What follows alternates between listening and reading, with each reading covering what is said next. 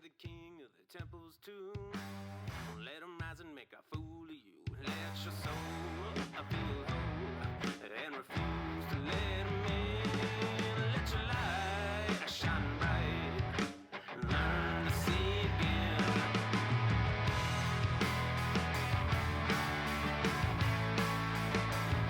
This is your place for all things Detroit Red Wings and all things Chicago Blackhawks.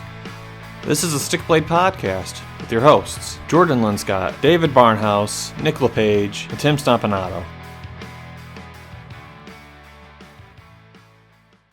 Good evening, ladies and gentlemen, and welcome to another edition of the Stickblade Podcast. It is your place for all things Detroit Red Wings and Chicago Blackhawks news, as well as the news around the NHL. I'm your host for tonight, Jordan Linscott. I'm joined by my co-host, David Barnhouse. Normally, we're a Blackhawks and Red Wings podcast, but the Blackhawks guys are both off tonight because it's Easter. So, understandably so, they're not able to make the show. But David and I are here. We're going to be talking about the Detroit Red Wings and just the complete, I don't want to say meltdown, but I feel like that's the only really decent way to categorize what's been going on these past couple of weeks with the Red Wings is a meltdown at this point.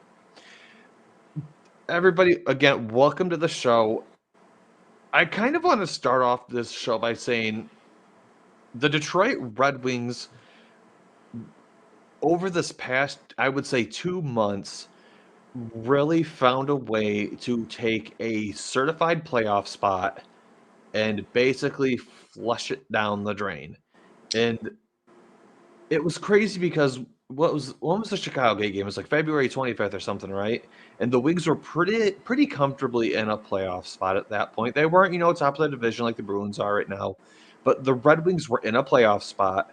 And over this past month, they have completely thrown that playoff spot away for all intents and purposes. Mm-hmm. I understand that, it's not over till it's over technically. But with that being said, this team has struggled to collect points in the standings. They've struggled to put goals in the net. They've struggled to really convert on chances. And there's just so much to talk about with this meltdown that they're having right now. David, where do you want to start? Well, like you said, it's an Oops All Red Wings podcast once again, but the cereal's getting a bit stale. Let's start just with how we went from the February 29th to where we are now. So it's been a month, 1 month since we were riding high. You guys had the Chicago game that you went to, which we had the storybook finish of the game. All is good in the world with the Red Wings until the trash patch showed up. And let's just start talking about where the problems lie. And to me, it's with the leadership in the team. Not like Dylan Larkin, because I feel like he's doing what he can, hopefully, but the coaching, the staff. And I feel like they are the biggest problem.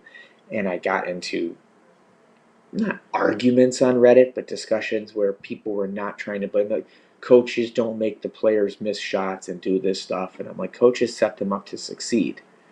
And we are not being set up to succeed. So, I don't know, Jordan, who do you want to start with? Do you want to start with the head honcho, or do you want to start? I feel like I kind of want to talk about the players on the ice, and that's going to naturally transfer over to the coaching staff. So I don't like to usually nitpick quotes because a lot of the times quotes get taken out of context, and I'm not trying to do that. But so Ben Sherratt had a post-game media availability, and he was asked, what is the panic level high, given the fact that the Red Wings had basically thrown their playoff chances away, and they were currently, I think at the time, sitting out of a playoff spot. And keep in mind, at this point, I think there were there's 9 games left. I think there were 10 games left at the time that this question got asked. And I'm trying to completely make sure context is, included here. That way I'm not, taking what somebody said and mischaracterizing it. The question was, is there panic in the room, given how close the team is to the end of the season and the fact that they're not in the playoff spot? And Ben Sherratt's answer, and this really ticked me off because remember, this man wears an A for the Detroit Red Wings. He said there's not really a high level of panic at this point. He likes the way that they've been playing. and that if they keep playing the way that that they're playing, they're going to start seeing results. You don't have that luxury of saying that when there's literally less than 15 games left in the season. You want to say that around like the 30 and 40 game stretch of the regular season when you're just outside the playoffs and you're like, you know what? We've had a bad stretch and we're not getting results. Yeah, you can say that around game 30, game 40, game 50 because there's still plenty of time to turn it around, right? You can't say that when there's 10 games left on the season. At that point, you have to see the results now because if you don't see them now, other teams will, and then you're out. That's the fact of the matter. It's true, yeah. And, this is Ben Sherratt, who has been wearing the A on his jersey all season for the team, and that should be designated to leaders. And that was not a really leadership type thing to say.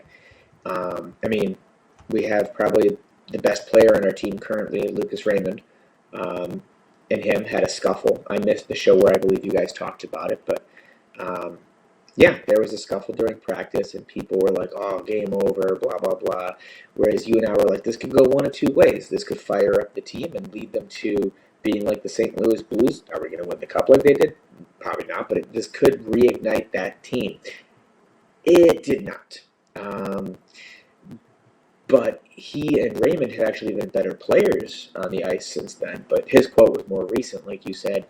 And that stuck me the wrong way too. We've been hearing quotes from him, and we heard the quote from Lalonde. Quotes from Lalonde, I feel like there's more than one now, that have stuck us the wrong way. And like you said, this is something you might say, like, oh yeah, the panics are high when you have 30-something games left. Not when you have under 10, and the rest of your schedule is very difficult. And you have teams like the Capitals, who are in the position they're in. I was at the game recently, and my friend was like, oh man, like, we bounced back, didn't we? I can't believe we're in the playoff spot. I'm like, I can, because you're there because a team crapped the bed. We're that team. Had the Red Wings gone 500 in March, we would not be having these conversations right now, because we'd still have a strong grasp on our playoff spot, even though we just went 500. That is not a comment you make when you are under 10 games left. The clock is almost at 0. And you are currently out of a playoff spot by 1 point. I think. Yeah. We're behind the Flyers now because I think the Caps jumped them. So that's one player on the ice and off the ice that stuck us the wrong way. But there's another defenseman on this team who, if we can classify him as a defenseman right now, because he's not really doing that job. And like you said, I don't like to attack players. This is their job. This is their livelihood. He can probably play better than me. Not probably, most likely. Jeff Petrie should not be playing in a wing wheel sweater the rest of these 9 games. No. So we kind of talked about this in the text between ourselves before the show even, but so Steve Yzerman and Derek Lalonde, they have routinely stated over and over that the Red Wings roster is going to be a meritocracy, basically, right? Like, you have to earn your spot here, and once you have your spot here, you have to keep your spot here. I understand, like, to an extent, you cannot blame every loss on a player. I fully understand that, because hockey is a team game. You can't get fully dragged down by one player. It's a group effort 9 times out of 10. That being said, though, Jeff Petrie has been exceptionally awful, and I don't mean like he had like a bad game. This man has routinely had bad reads, bad transitions, and my favorite, and this is kind of going to transition us a little bit to the management group in a minute, but Jeff Petrie had an absolutely horrendous game against the Carolina Hurricanes. He was like not kind of at the bottom of the team's performance pool. He was completely at the bottom, and his contributions were ridiculously negative compared to the rest of the team when you look at advanced analytics. And I understand analytics don't tell us everything. There's no perfect math formula that tells you this is how good a player is. But with that being said, when the rest of the team is kind of like a straight-ish line, and then you are an outlier almost twice as far out in the negative column as any other player by you, that should get you benched. We've seen Jake Wallman earlier in the season not even have nights that bad, and he got benched the very next night. What happened against Florida? Ben Sherratt got rewarded with middle pair minutes with Simon Edvinson. No, there's no accountability here. There's not. Like, yeah, you were talking about the Carolina game with that analytics, and they had to stretch the graph over to show how far his bar of poor defense went. Now, granted, he's been like that all year. We just had the offense to make up for it. But yeah, he's being rewarded for playing awful. And granted, do we have another defenseman that can take his spot right now? No, because Wallman's out. But I would hope, granted, I don't have any faith in Lalonde anymore at all, that when Wallman is healthy, that he will take his spot back and Petrie will not be in the lineup. He'll be a healthy scratch. But that's just me being, someone who thinks logically. Right now, this team is not thinking logically in the decisions they're making with that type of thing. The thing is like when Jake Wallman comes back, I don't think they will immediately throw him back to the first line. Granted, him and Seider we've looked at the graphs ourselves. Him and Seider have taken the most difficult matchups of any defensive pair in the NHL, and it's they're number one and number two. Moritz Seider is number one. Jake Wallman is number two. When Jake Wallman comes back, Jeff Petrie needs to be done for the rest of the year, just point blank. I know a lot of people have said, well, your only alternatives are Ole Mata and Justin Holl. Okay, that's fine. At least those guys, for the most part, they're not bad. They're invisible, which I would rather have an invisible defenseman than a defenseman that I notice because he's making bad reads. I can live with a defenseman who I don't notice. Like Holl and Mata, yes, Hall's making I think it's $3.4 million a year, something like that. Mata makes, I think, $2 million. I'm not upset at those guys getting to be invisible because they're not making the big dollars and they're not stopping other players from progressing at this point in the season. Yeah. It's hard. I don't get it. It sucks talking about bad players, and there's a bunch of players we can be giving praise to as well. Like Lucas Raymond has stepped up. Christian Fischer has been one of my favorite players right now because he seems to give a crap too. There's a few guys that just really seem to give a crap, and those are two that have really stood out to me. But yeah, the problems are just more glaring, which is the problem. You can't focus on the good when there's just so much bad pushing you down.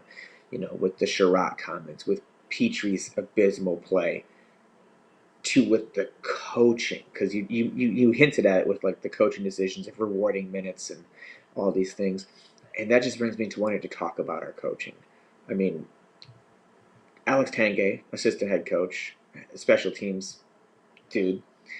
Our power play was great this first half of the year and part of the second half, and all of a sudden now it's garbage where guys are afraid to take shots. We'll see them constantly trying to set up, and then lose the puck. And then try again to set up, and lose the puck. And they don't take a shot until, less than a minute left of the power play. I think someone was saying yesterday that we were outshot in the first period or first two periods or something by Florida, and we had 3 power plays to their none. Yet they outshot us. And that's the kind of the thing that if you look at a lot of the successful teams in the NHL, the teams that are sitting towards the top of the standings, when I look at power plays, and I know it's really unfair to look at Carolina's because Carolina is a team that they're clearly done rebuilding. They have cup aspirations. Yep. But just purely looking at the systems for Carolina takes every chance they get for the most part to get a puck on the net. They don't care if it's a B grade chance because sometimes B grade chances are just good enough. And sometimes in the NHL, your goals have to be just good enough. They don't have to be like these crazy slots where the goalie's, 3 feet out of position. Sometimes if it squeaks through, that's fine. It's still a goal. And the Red Wings don't seem willing to take those B grade chances. It seems like they just play super low event hockey where the only chances they will take are the grade A's. And that's not recipe for success. Yeah, I mean that's Lalonde. He's not a high risk coach, and sometimes you need to take those risks. I was texting you guys over the weekend last weekend. It was because the Caps game was on. It was Caps versus not Panthers, the Hurricanes. Hurricanes are one of my favorite teams to watch right now. Like that team is just so fast paced. They're gonna outwork you. Like that's the 60 minutes of hell that Blashill talks about. That's what that team's doing. I watched them take the puck on a power play, drive into the zone, and have like 3 quick passes and then put the puck in the net. I was like, that's what you want. Brind'Amour, I like him as a coach. I would love him as our coach, but he's not leaving the band. He's not leaving the Hurricanes. No. But like, yeah, that's a team that has cup aspirations, and it shows by bringing in Gensel, by bringing in Kuznetsov, and hoping they can revive him to being a middle line Yeah, center. the top, like a top 6 potential middle line center. Yeah, that's a team that has the pieces and they're ready to compete. We have pieces, not all the pieces, but like you don't bring in DeBrincat and Kane and be like, we don't want to compete. We're not ready yet. Like Patrick Kane's Patrick Kane. You don't do that for no reason. But yeah, our power play has just become non-existent. We talked before the show about how we were watching the game yesterday, and we had a 4-on-3 in overtime, and I'm like, all right, here we go. This should be good. Great, plenty of space to work with. They couldn't get into the zone. There was 3 people in Florida, and they held us out of the zone. We were too scared to get in there, and by the time we got in there, there was 30 seconds left in the power play before we actually took a shot, and it was a post. We hit the post, and I'm just like, I don't get it. You drive that in. And it seems like our offense now has just gone to the dump and chase method, which we can't even do anyways. But hey, it's That's the thing is like the Wings don't have the players to do dump and chase. If you're gonna do dump and chase, you have to have big physical guys who can win you board battles. Like that's how dump and chase really works. You dump it in and you both are racing to that puck at the boards, and you're planning to win that board battle while you have a support player on the other side of you who, when you win that battle, you send it to, and then your cycle game starts. That's how dump and chase is meant to work. Certain teams can do it. Certain teams have the personnel to do it. The Red Wings don't, though. We're not racing for anything. I don't know. It's so frustrating though watching what the Wings are doing right now, given where they started the season. And like I said, I understand that the power play was ridiculously good to start the season and was kind of inflating the score sheets a little bit. I will fully concede that to anybody who asks that. But that doesn't explain why a lot of the 5v5 scoring has just completely disappeared. I understand your power play is going to cool off. That's perfectly acceptable. Same thing with your penalty kill. Your penalty kill will eventually sort of find a weird even spot. Your 5v5 production, though, should not be dropping off the way that the Red Wings have this past stretch of games. I mean, what, 1 goal in Florida? No, 2 goals in Florida, sorry. 2 goals in Florida, no goals in Carolina. What did they have? Was it 2 goals in Washington or 3 goals? I think it was just the 2. No, I think it was 3. They beat us 4-3 in overtime. I mean, I was there. How do I not remember this garbage? Because you blacked it out because it was a bad memory. Yeah, we scored 3. But the thing is, like, when you take away some of the power play goals from those games, they're still ridiculously low-scoring games. And I don't even want to talk about the touchdown games that we had versus Buffalo, where it was, what was it, a 7-2 loss that we had versus them? God, something like that, yeah. This team seems to have just completely lost everything that made them the team they were at the start of the season. And I guess the only way to talk about that, We haven't really talked about Derek Lalonde a ton, but we'll talk about him in just a minute after we talk about our sponsor for tonight's show, and that's DraftKings Sportsbook. Obviously, if you're not into like the whole sports betting world, DraftKings is a place to do it. You can bet on all of the major sports. You can bet on stat lines, like, in hockey in particular.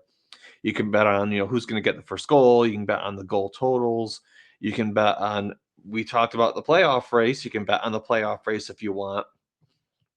All sorts of stuff on there. Now, if you want to get in on this, obviously you can go to DraftKings Sportsbook. Obviously, hockey is a fast game. DraftKings, who is an official sports betting partner of the NHL, this week, new customers can bet $5 and get $200 instantly in bonus bets. You can download the DraftKings Sportsbook app with code THPN. New customers bet just $5 on the NHL, and you can get $200 instantly in bonus bets. Only on DraftKingsSportsbook.com with code THPN. The crown's yours. If you have a gambling problem, call 1-800-GAMBLER or visit www.1800gambler.net. In New York, call 877-8-HOPE-NY or text HOPE-NY or text HOPE-NY. In Connecticut, help is available for problem gambling. Call 888-789-7777 or visit ccpg.org. Please play responsibly. On behalf of Boot Hill Casino and Resorts in Kansas, you have to be 21 or older, age varying by jurisdiction. Void in Ontario. Bonus bets expire 168 hours after issuance. See dkng.com/hockey for eligibility and deposit restrictions, terms, and responsible gaming resources. NHL and the NHL Shield logo are registered trademarks of the National Hockey League. Copyright NHL 2024. All rights reserved. So we've talked about a lot of the player stuff in regards to this team.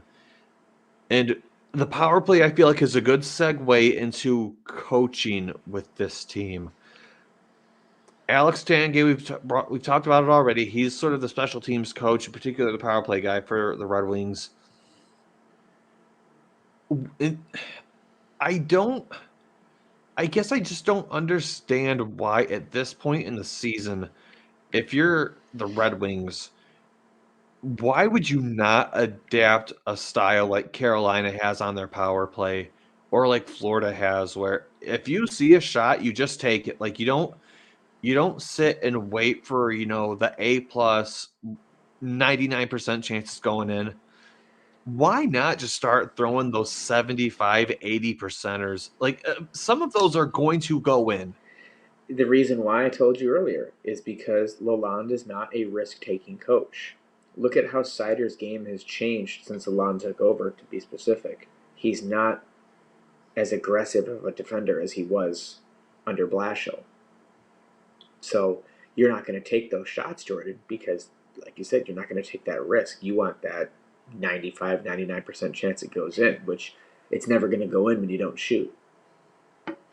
And the other thing that kind of has really puzzled me about particularly coaching this year is the way that Derek Lalonde and crew have been deploying their players. We've talked about it already with Moritz Seider and Jake Walman getting the hardest minutes in the NHL over every other defensive pair. Like I said, they are number 1 and number 2 when it comes to difficulty of competition. Mm-hmm. At some point, though, you as a coach, I understand. This is going to sound like I wanted to have my cake and eat it too, but in all seriousness, as a coach, at some point, you have to look at the players that you have and accept the fact that, you know what, sometimes your best players, they need to play against the low-quality competition. And I joke saying low quality as if anybody in the NHL cannot completely outclass me, but you have to put them against the lowest quality of competition. That way they can contribute offensively in a meaningful way to what's going on with your club. You can't just take your best players and say you will only play against the best players. At some point, players like Sidney Crosby, Connor McDavid, Nathan McKinnon, Duncan Keith, Jonathan Taves, Mario Lemieux, those guys, when they played, they got to play against fourth liners who they could absolutely dunk on. Lalonde won't let the high-quality players do that with this club. He won't. And, we saw it earlier this year where it kind of did happen. I think it was the Pittsburgh game where our Comfer or our Cop line, whoever it was, they're like, we want to play against the Crosby line. And they did well against them, and we won that game. But we don't see that, like you said. He's not giving them that chance. And that's kind of the thing with me is, I mean, and we already talked about the Jeff Petrie basically getting rewarded with middle pair minutes. I mean, it's going to sound crazy, but I wouldn't be opposed to seeing Simon Edvinsson play with Moritz Seider a little bit. If you look at the games that Moritz Seider and Simon Edvinsson have played, Simon Edvinsson, I don't think I'm being outlandish when I say this. Simon Edvinsson has been the second best defenseman on the Red Wings. I understand people like, the offensive possession that Ghost Despair likes to play. I understand that. I understand that people like to watch, the defensive side more than anything from young prospects. But I don't think it would do any harm at this point in the season if the playoffs are out of reach within the next week. I wouldn't be upset to watch them just say, you know what, Edvinsson, you are going to play top pair in the NHL and see what this is really all about. Honestly, like, even if they're in reach, you play the best available line. What was one of our best lines this season? Larkin, DeBrincat, throw Kane on there, and then put Edvinsson and Seider together. Like, do it. Load up one power play unit and just call it a day. Yeah, like, my favorite time watching the Wings under Babcock, I hate Babcock, but when he put Zetterberg and Datsuk on the same line, you put your stars together, and then he would split them up, and I'd get annoyed because, yes, that was smart at times, but, like, you gotta put those stars together, those players together. You don't see Draisaitl and McDavid getting split up all the time. Like, come on, man. Like, you want to score goals, you want to win games. Sometimes you have to front load and just be like, this is what we got to throw out there. And that's the thing, like, you and I aren't calling for them to front load every single game, but when you're desperate in a situation like the Wings are right now to really start stacking up points in a standings race, loading up your top two lines and just saying these are the scoring lines, I don't think it's the worst thing in the world that you can do, because let's say you lose those games anyway. If you basically at that point are truly playing for your life in the playoffs. Like, the Red Wings are playing for their lives in the playoffs right now. Anybody who says that these games don't have emergency about them doesn't, at least in my mind, they don't understand how ridiculously close the NHL point race is when you have so many teams on the bubble like this at this point of the season. Mm-hmm. And I don't want to be that club that gets into the NHL playoffs because of the fact that the teams around them just sucked more. Like, we saw that the last year that Detroit made the playoffs back in 2016, they got in because everyone else around them was just so bad, comparatively speaking. They just sucked a little bit more than us. Yeah, and like, I don't want that for this Red Wings group.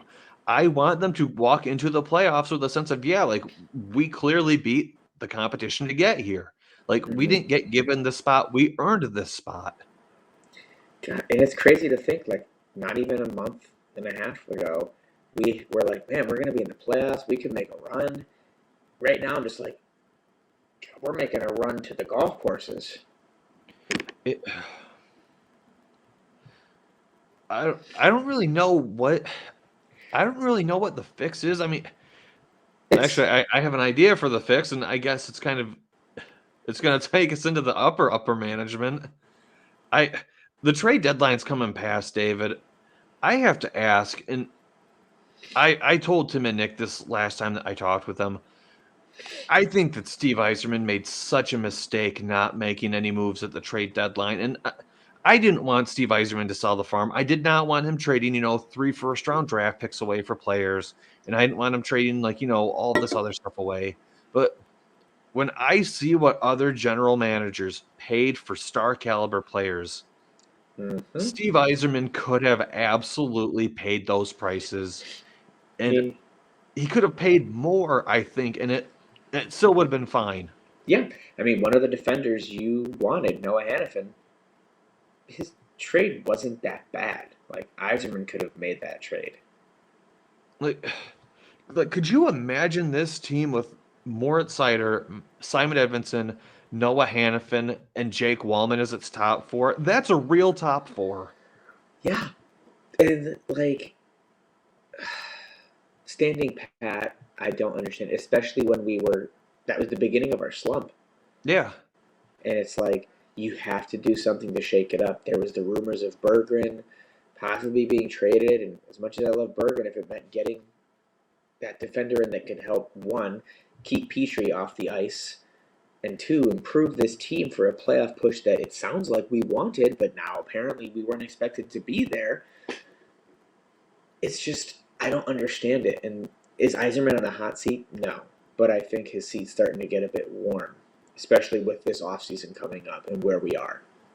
And that's kind of the thing, right? Is Eiserman, I agree, he's not sitting, on the hot seat yet, but I think at year 6, I do think that fans should I think that they should take a second and separate Steve Yzerman, the player, from Steve Yzerman, the general manager. Mm-hmm. I'm not calling for Steve Yzerman's job because of the fact that, they may not make the playoffs this year. But with that being said, if come this off season they don't make serious moves with this club to change up the defensive group, then at that point I think I will start asking what is going on with this club, because you can't run the same group back and expect a different result next year. Kane will not, and I guess it's kind of going to be a transition towards it, but if Kane comes back next year, you're not getting that guy for, what is he, like $2 million, $2.5 million this year. You're not getting Patrick Kane for $2.5 million next year. Mm-hmm. You're not. You're gonna pay at least 6 or 7 for him probably if you want him. The Wings are going to have to buy out a defenseman like Jeff Petrie and try to trade away Justin Hull to a team and probably forfeit picks to get rid of him. And then you also have to have Simon Edmondson is going to have to translate fully to the NHL next year. And then you also still have to sign somebody in free agency to take Shane Gostisbehere's spot. It's crazy to me that Steve Yzerman, this trade deadline, didn't go out and get some sort of help on the defensive side of the puck somewhere in the top 4.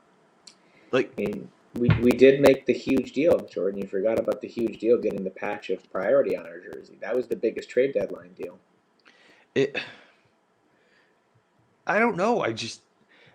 It feels like there's no urgency from this club in general, top to bottom, to make the playoffs. And I get really sick of reading it online, the whole, well, we weren't supposed to be here. I'm sorry. That's not an excuse for when you're there. Like, could you imagine working in sales and let's say halfway through the month, you make your sales goal and your manager says, all right, cool. So nobody has to show up the rest of the month. We made our goal, so we're fine. Like, no, when you're having success, you keep pushing for success. Like, you don't just say, well, I guess we made our goal, so whatever, not a big deal if we flounder the rest of the way. That's the thing. Any other job, like really sports too, like teams, if you're doing great and things are great, that's awesome. But the things start plummeting, you don't just be like, well, it's okay. No, in a normal job, you'd be fired or reprimanded for screwing up that badly. We had a 9-point lead, and it's gone. Like, and we haven't really touched on Lalonde as much. And I remember you had said, like, I like his systems. I'm like, where? What systems? The systems of dump and chase, the systems of not taking shots when we should just be shooting, because this guy is in over his head. He is an assistant coach at best. I don't think he was ready for a head coaching job, much less an NHL head coaching job. And Granted, I think he's a slight upgrade over Blashill. Um, but this is the Detroit Red Wings. This is a original six hockey team. This is an 11-time Stanley Cup championship winning team. This is not a place to. I don't even know what to say. He's not ready for this. A team as historic as the Red Wings does not say, good enough. No. That's the best way I'll explain it. When you have the players that they have, you've been rebuilding as long as they've been rebuilding. Good enough isn't the mindset you should have. Mm-hmm. And I know it's not painted on our ice anymore, but this is Hockey Town, and we are not Hockey Town. This is embarrassing. I don't know. I mean, these last 9 games, the Red Wings have got to get it together if they want any chance of making the playoffs. And it's going to be hard for them because their upcoming schedule is not going to be an easy one. This Red Wings team is going to seriously struggle this next 2 weeks. Luckily for us, the Caps and the Flyers are also going to struggle because they're also tough schedules. But if we talk about our schedule for the rest of the year, we have at Tampa, home against the Rangers and Buffalo and the Capitals, away at Pittsburgh and Toronto, home against Montreal, and then away against Montreal. And like the scary thing is looking at this schedule, I only see 3 games on this schedule that I feel comfortable that the Wings should win. I would hope they can win both of the Montreal games because Montreal has been so bad this year. And I would hope that they can beat the Buffalo Sabres. But again, they got a touchdown scored on them by the Sabres. 7-3. I don't know. It's frustrating watching. It is, and I watching feel like this club. It's more frustrating for the fans. These are fans, especially the ones in Detroit, that pay their money to go watch this team that had hopes and aspirations, seeing the signings they made, and now it looks like the team could give a crap. And that's the other thing, man. Like, so you're not like near Detroit, but like I go to Detroit for games regularly, and I've inquired about season tickets. Season ticket prices are going up. They skyrocketed. People on Reddit are pushing like $200-something bucks. This is craziness to me, though, that this team is going to start upcharging their tickets when they haven't even potentially made the playoffs yet. Like the playoff push commercials. This is craziness to me, the way that this club is being ran right now. Mm-hmm. And do you know who I feel like isn't mincing their words either? And it's the guys on Valley Sports. Yeah. I forget. Keating said something during one of the intermissions in one of the games where I was like, ooh. Where it sounded like he was like taking a jab at Lalonde. One of Lalonde's quotes. Mickey Redmond is not afraid to speak his mind. I like that about Mickey Redmond. It was the Carolina game where they had the camera on a kid who just looked absolutely just was not having a good time. And Redmond was like, there will be better days, but like this is terrible now. And I'm like, he's right. There hopefully will be better days. And in my mind, those better days are without Lalonde, Petrie, Gostisbehere, and others. Well, I don't want to be completely negative on this show. Let's talk about one of the only positives with the Detroit Red Wings, and that is their farm system in the Grand Rapids Griffins. They have clinched a playoff spot. They've been on a roll. I don't know necessarily how far they can go. I think they have a good group. Mm-hmm. That being said, it's been nice to see Marco Kasper seems to have finally really came into his own over in the AHL. Carter Mazur has been a really nice standout for the group. Not, lighting the world on fire by any means, but he's looking more and more like a guy who, when he transitions to the NHL, he could potentially be like a middle 6 player for this club. Yep. I don't think he'll ever be a top line guy, not by a long stretch. I think his ceiling is probably middle six for the NHL, but still a perfectly fine ceiling to have. Yep. Sebastian Cossa is continuing to take steps forward.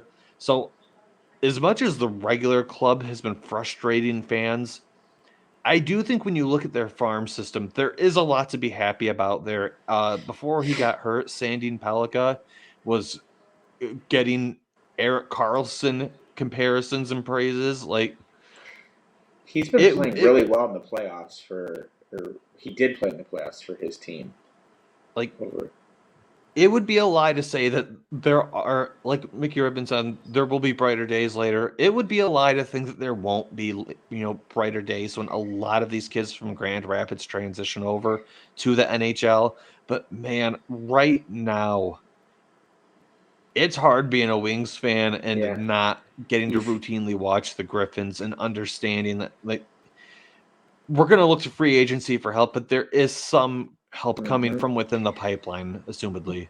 And don't forget Nate Danielson. He's been Nate on a roll, Danielson too. has been good. Trey Augustine, he is taking MSU to what is it the semifinals of the NCAA? They're playing Michigan State. They're playing Michigan On today. Friday, I right? forget. Or is it? Yeah, what's today?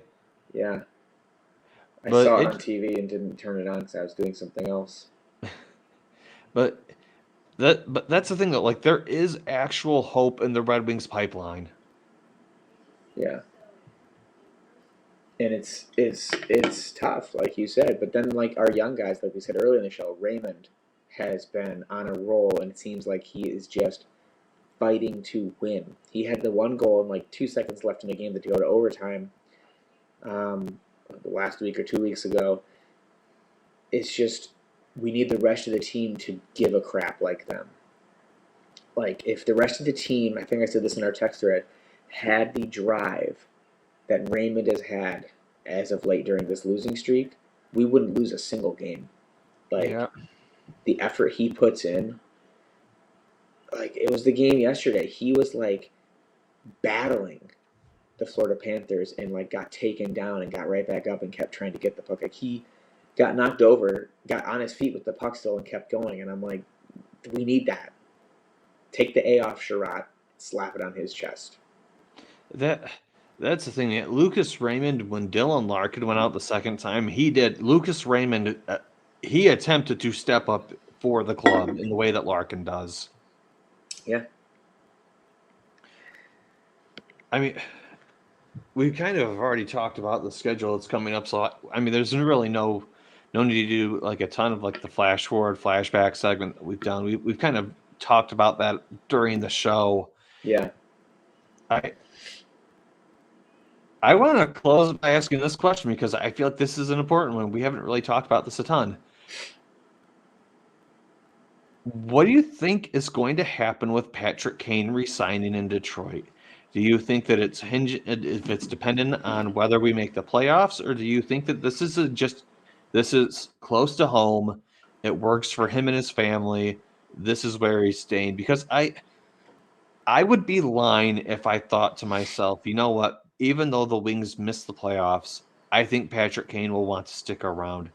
I think he's at a point in his career where he wants to chase I think he wants to chase number 4 still. And I don't know if he will if the Red Wings miss the playoffs, if he has the patience to stay here for another 3 years and wait for that chance with them, or if he can look at another club and say, hey, make some room for me. I want to come win. Yeah, I can see both sides of it. I want to hold out hope that he's won 3 cups. He's an MVP winner. He's going to go into the Hall of Fame easily. He doesn't need to chase anymore. I mean, yes, everyone wants to win the cup, and I'm sure he would love to win number 4. But I think the pull of I'm towards the back end of my career, not saying he's washed up, but he's no longer rising up that mountain anymore. It's starting to walk down. And he's got the familiarity of the area. He has his family that lives nearby. He has his best friend, DeBrincat, playing with us. I'm hoping he's like, I still see something with this team. I think they can compete, even if we don't make the playoffs this year.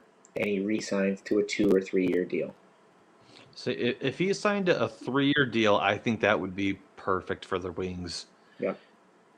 At that point, he will be in his late 30s, and I will imagine at that point he will probably be ready to just kind of hang him up and be done. Say like a 3 year, $15 million deal. Yeah, maybe. I mean, because like the Wings aren't going to be like super cap strapped.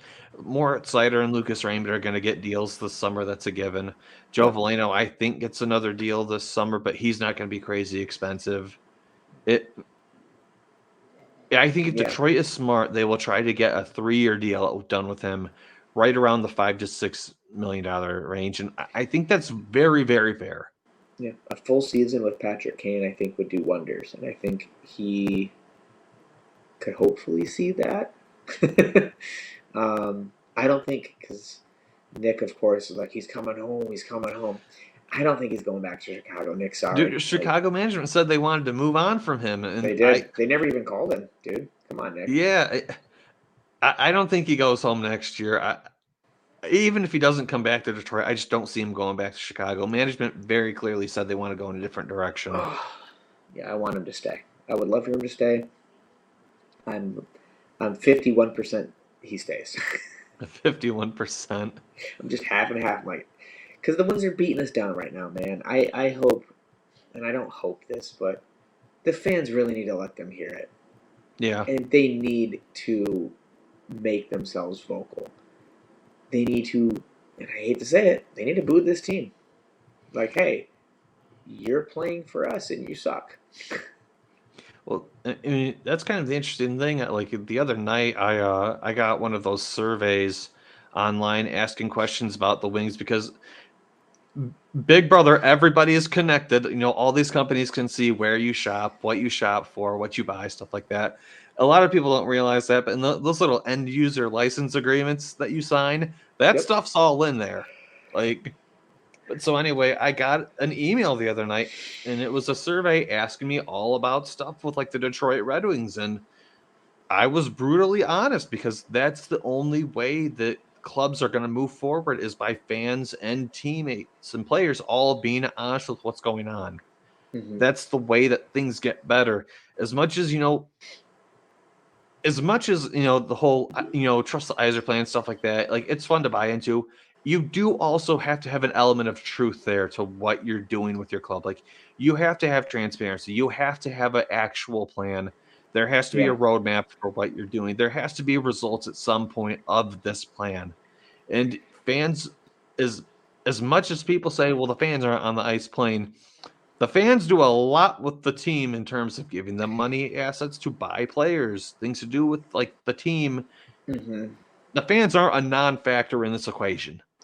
Yes, and to be fair to Yzerman, he inherited a trash heap. A trash heap, to be honest. Like, not even 3 years ago, we were the bottom of the barrel team. We were nothing. We were nobody. We were the number one odds first round pick by February. Like, no one was going to take that spot from us. And we ended up with the 4th pick. Because the NHL wanted to make something fun with the bubble teams. Stupid idiots. Granted, we got Raymond, and I think he's the better of those 4. Minus Stutzel's good too, but whatever. You can't just turn things around that quickly, but we need to see something. Yeah, like I did not expect to be a Stanley Cup contender right now. No, and I certainly don't either. Like, but this team, it needs to show that they are trying to take the step forward to make it into the postseason at this point, given the fact that they haven't been there in 8 years now at this point. Yeah, if they don't make it this year, it'll be 8 years. So, I mean, at some point, you kind of want to see that, like that commitment from your management group to say, okay, we've been accumulating for a while. We've been building for a while. Let's see if we can finish this product. We need to, otherwise you become Buffalo.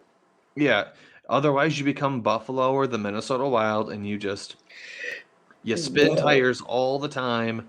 and you either get first round exits every year or you are just on the cusp of making it and you never get access to those high-end draft picks.